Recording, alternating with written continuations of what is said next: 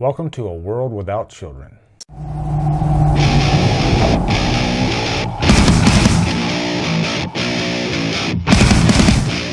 Children of Men stars Clive Owen, Julianne Moore, and is directed by Alfonso Cuarón.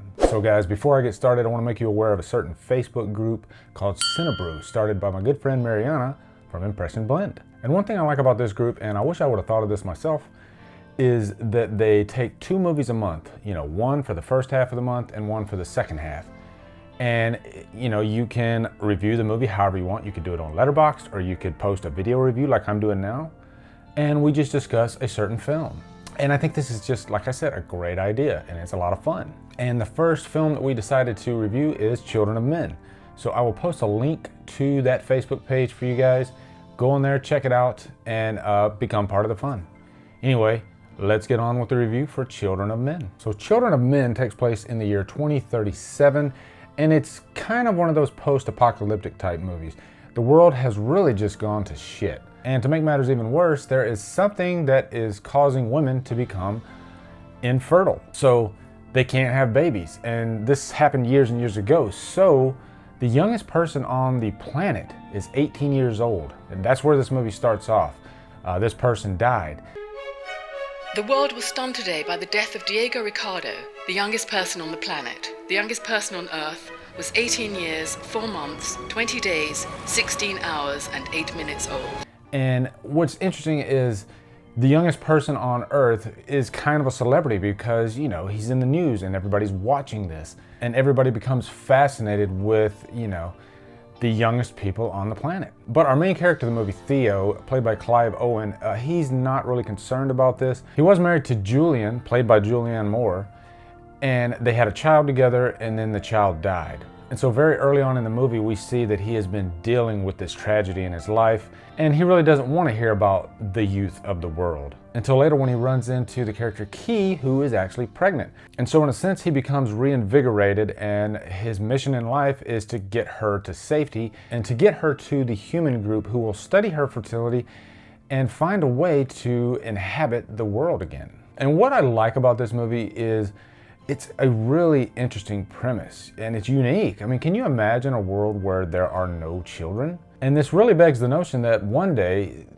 humans will be extinct, because eventually people are going to get older and they're going to die, and there are no children to take their place. And so you can buy the state of the human race. Everybody is miserable. Also, Alfonso Cuarón is such a great director.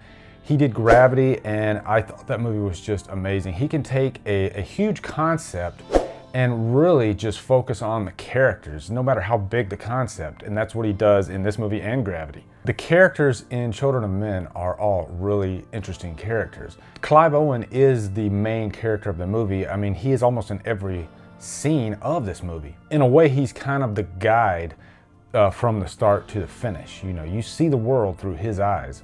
But really all the actors do just phenomenal jobs. Julianne Moore, Michael Caine, Chiwetel Ejiofor, who is one of my favorite actors working today. But I really love Alfonso Cuarón's directing style. There's quite a few scenes in this that are extended takes where the camera doesn't really cut off. And those scenes are just enthralling because you never know what's gonna happen. And it's really amazing to watch a scene that is this long, unfold. And there's one scene that I really love with Theo and Julian's group, and they're in this car and everything's, hunky-dory, they're all laughing, and then all of a sudden they get attacked by this group of savages. And the camera stays on, and you witness all these things unfold, and it's really just amazing because everything has to be in place. If one thing goes wrong, then they have to cut the scene and start over. And it seems like that's become a really popular thing these days with the one-take fight in Creed, and also The Revenant.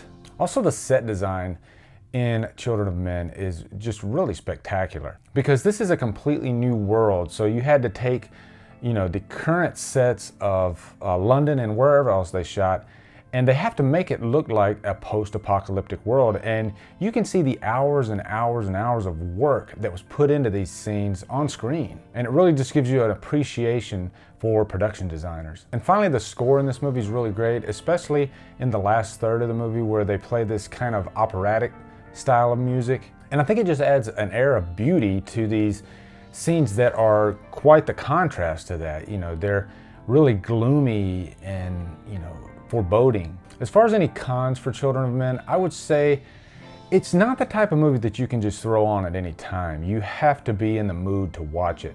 And also there's just a lot going on at once because Kieran likes to keep the camera moving, and by the end of the movie you can be out of breath. But this is really just art house filmmaking. It's beautifully directed, beautifully acted, and I highly recommend it, so I would give it a purchase worthy. So anyway guys, what are your thoughts on Children of Men?